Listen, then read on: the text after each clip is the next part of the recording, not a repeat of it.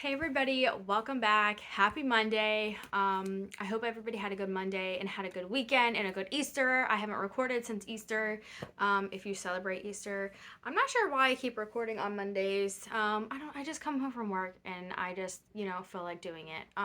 Because what else am I gonna do on a Monday? But anywho, I just wanted to jump on here and give my reviews for the books that I read in April. I know it's still April, but if I don't do it today, we're going to be almost into June and I'm still not going to have it done. So we're just going to go ahead and do it now.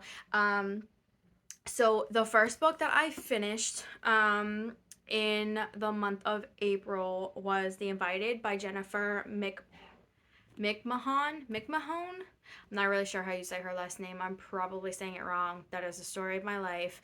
But this book is about Helen and Nate. They're a couple. Her dad passes away, and she inherits his money. And she decides that they're both teachers. That's how they met. But she decides that, or I guess they decide that they want to buy a plot of land and build their own house by themselves from the ground up. Because that's what her father did. He used to build houses and Helen used to help him. So, like, that's what they decided that they wanted to do. So, just to give you a little bit more background so that this makes a little bit more sense. So, literally, the first chapter in the book is about a woman named Hattie Breckenridge. She is considered to be a witch back in the 1800s because she sees visions of things that are going to happen in the future, and she saw a vision that the school that her daughter attends, which I think it's the only school in town, is gonna burn down. And it actually turns out, I don't think that this is a spoiler, but it turns out that her daughter is actually the one who burns the school to the ground, and a couple children die in the fire. And things like that. So, but Hattie kept her daughter home from school that day because she obviously knew that the fire was going to happen. And so they hang her because she thinks that they think that she's a witch and that she did it on purpose, that she burned the school down. So they end up hanging her. And there are legend has it that it was kind of almost like the same situation. Like, her family had money, her mom and her grandmother, I believe, like died in a house fire, actually, like on the property that this couple buys. And Hattie buried her money somewhere, like on the property. And there's also, like, the chapters go back and forth between characters. There's this little girl also, her name is Olive. This is like not the 1800s anymore, like we're present day. Olive, her and her mom used to go out and look for the treasure on the property before Helen and Nate, I always forget his name, Helen and Nate bought it. But Olive's mom, like, leaves one day, just like mysteriously, like never comes back. So Olive is like determined to find the money, thinking that it's gonna be the reason that her mom comes back. So it's just like going back and forth between Helen, and then you get Olive's perspective, but then you also like go back in time and get Hattie's daughter's perspective. Like, it is just so good. I gave it a 4 star. I don't know why I can't figure out on Goodreads how to do like 4.5 stars, because if I could, I would do it. I'm still going to continue to look to see. If you know, comment below and let me know how to do that, because I definitely think that this is worth 4.5 stars. This is definitely paranormal. When I first read it, I had nightmares about it, so just be mindful of that. But to be honest with you, like, once you get past the first like encounter, like, it doesn't seem that bad. It's just a little it's a little strange. And when you read it, or if you have already read it, like, you understand what that means. It's just a little weird, but it was a very good book. I would highly recommend this. And then the second book that I finished was Need to Know by Karen Cleveland. I had no idea. First of all, I have no idea what any of these books are about.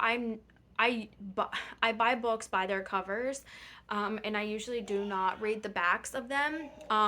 Also, if you hear my husband screaming upstairs, he's a streamer on Twitch, and I don't know what game they're playing, but he's been yelling all night, so I apologize about that. But anyways, um, so this book is about Vivian. She is she's called something. She works for the CIA.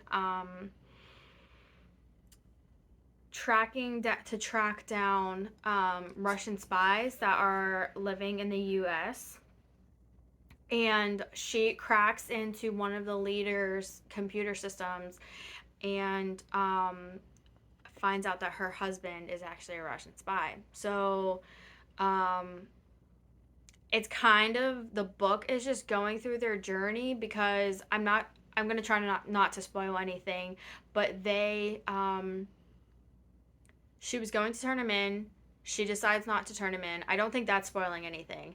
But the book is just going through their journey of now how do they cover it up so that they both don't end up in jail when they have 4 kids to raise. You know what I'm saying? So it's just that in like it's definitely not something that I would normally be interested in, but I seriously could not put it down. It was so good. It was so good. I would highly recommend it.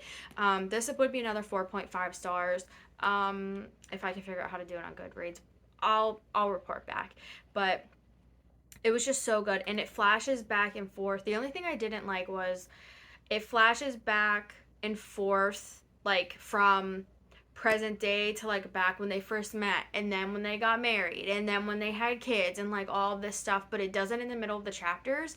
And sometimes it's kind of hard to tell like when they're flashing back and when it's present day. So that's the only reason I didn't get a vote of 5, but I would still seriously highly recommend this. Like it was so freaking good. Okay, so the third one I started reading was the Child Finder by Renee Denfeld. And that's how you pronounce her last name. Not really sure, but um, I actually DNF this because I tried really, really, really, really hard. I got 70 pages into it. I wasn't connecting to it. It didn't make any sense. I couldn't follow what was going on. I just had a really hard time with it. So I decided, to be honest with you, I decided yesterday I was not going to force myself to read a book if I didn't want to. I feel like that's when I end up in reading slumps, is when I try to force myself because I am very much like I started it, I have to finish it, but there are too many books and there is too little time, and like we don't have time for that anymore. So I decided I was going to DNF this. I kept the bookmark in just in case in the future I decide to go back. Maybe in like June or July or something, or like over the winter or something, I'll read it again, but it just was not interesting to me. I wasn't connecting to it, so I decided to DNF it. So that was a child finder. But basically the gist of the book is this little girl goes missing. I think she's like 3 years old. Like her and her parents go out to cut down a Christmas tree, which actually is very heartbreaking. And she goes missing. And 3 years later, they still can't find her. So her parents hire a woman named Naomi to. She's called the child finder, to try to find her because like that's what she does for a living. She's a child finder. Um, and I got to the part. I mean, so far nothing is happening other than she's looking for the little girl, which I don't even know what her name is. I think it's Madison, but also in this book, it's a trigger warning. Like I have a very hard time with children being sexually abused. I have a very hard time with that, and that's all that this book is about so far. And it's just, and it's not, it's from Madison's point of view, is like, and I just have a hard time with that. So I, again, like maybe I'll come back to it, maybe I won't, but I'm sure it's really good. If anybody's ever read it and it's really good, please let me know, because I know she has a second book too. So just let me know. Maybe I'll pick it back up in a couple of months. I'm not really sure, but that's the Child Finder. So since I decided to DNF that, obviously I had to find another book to read to finish off my 3 books a month. And I had started this book on my Kindle at work, and I literally could not put it down. So I started Layla by Colleen Hoover, and I literally chose Layla because I have had it. It's on Kindle Unlimited. I've had it on my Kindle for probably 2 years, if not longer, and I just decided that I was going to read it because I read Without Merit by Colleen Hoover, which I really didn't like as much, to be honest with you. And I also read It Ends With Us, which I loved it. So just turn down that a little bit. There we go. So I decided to read Layla, and I loved Layla. Loved it. I loved it so much. I'm usually not into like romance novels. I say that, but this is not raunchy. This is not like 50 Shades or like the Maya Banks books that I read before. Like they're not it's not raunchy. It's just like a fluffy romance. Like I just loved it so much. So the gist of the book is Leeds is he plays a guitar in the band at Layla's sister's wedding, and they meet and they fall in love, and they end up it just kind of goes through their love story, but they end up posting, or he ends up posting a picture on Instagram. I'm not ruining anything, but he posts a picture of them on Instagram, and his ex-girlfriend, who was like stalking him, comes and shoots Layla and shoots Leeds. Layla gets shot in the head. They both survive. Layla gets shot in the head. Leeds gets shot in the shoulder. And so they meet at the wedding was at a bed and breakfast. That's like the most important part of this story, to be quite frank with you. So they meet at a bed. The wedding was at a bed and breakfast, and so once Layla is recovered, she is very different. She has anxiety now. She's having panic attacks. Like she's just not the same. She has memory loss, all of this stuff. So Leeds decides to take her back to the bed and breakfast where they met, just for like 2 weeks to kind of get away from everything and like try to relax. And I can't really say much more without ruining it, but just know it's a little bit of paranormal.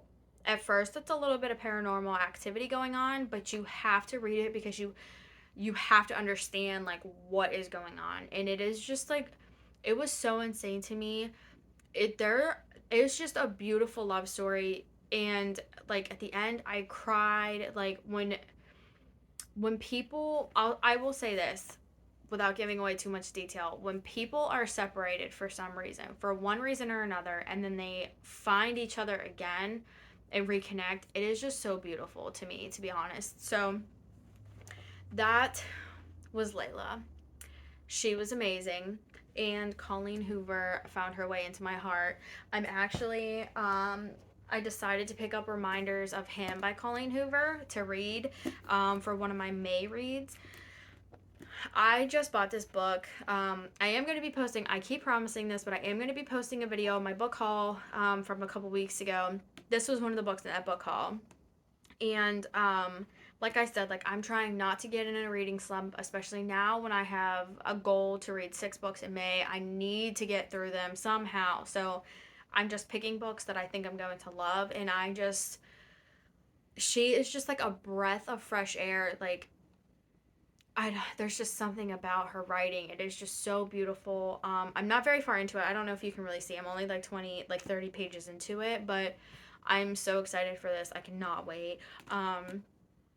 But yeah, so I gave Layla 5 stars because it was just, I don't know, it just did something to my soul. I don't know. It cleansed my soul. I don't know.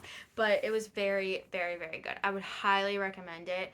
And obviously, I'll let you know what I think of Reminders of Him in my May reviews.